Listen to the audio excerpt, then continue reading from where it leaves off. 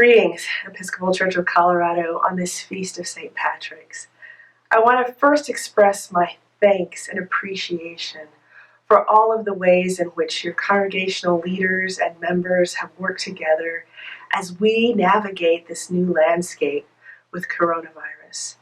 I appreciate all of your creativity, all of your commitment to gathering together virtually as the body of Christ. And I commend your efforts. We walk this uncharted territory together, and it is my honor and my privilege to do it with you. My goal in this time of uncertainty is to maintain our identity as the body of Christ. For that, I have chosen morning prayer as our worship.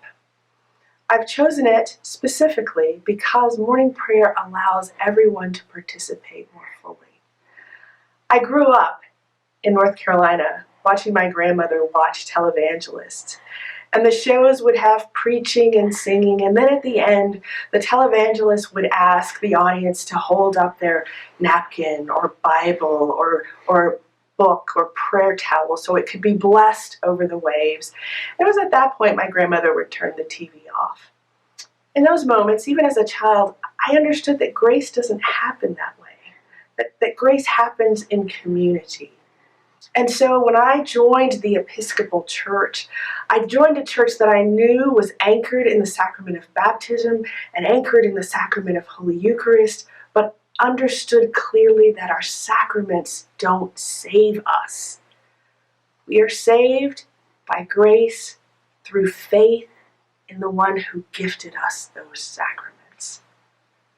And so in this time where we are forced to not gather in community, I ask that we let our prayer be that which binds us, that we let our prayers bind us across distance, across time, and across space, because as Episcopalians, we are rooted in our prayer and our relationship with the one who was crucified, died, and rose again.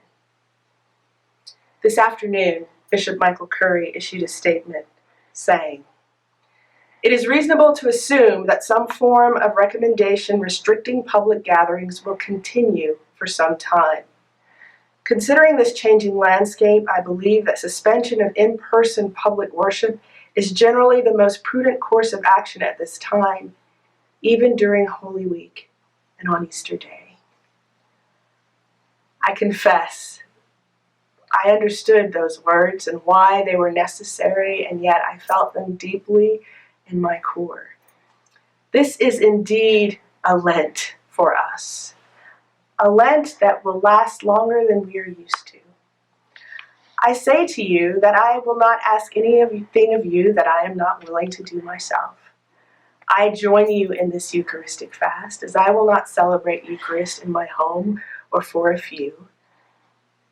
But as I endure this Eucharistic fast, I remember these words from St. Alphonsus, who said, "My Jesus, I believe that you are truly present in the blessed sacrament of the altar. I love you above all things and long for you in my soul. Since I cannot now receive you sacramentally, at least come spiritually into my heart. As though you have already come, I embrace you and unite myself entirely to you. Never permit me to be separated from you. Amen." Through our prayers, through our faith, we are bonded to one another. And we will all learn how to be church in a different way as we navigate this landscape. But it is my faith that if we walk in love, if we walk in understanding, in a spirit of collaboration and sharing, if we walk into grocery stores not taking more than we need, but recognizing that there are others in our community who are more needy, if we walk in a spirit of generosity, giving as we can, those of us who can, to support those who need our support, we will weather this season as church, and we will emerge a little older, a little wiser, and perhaps even a little bit more faithful. God bless you and keep you.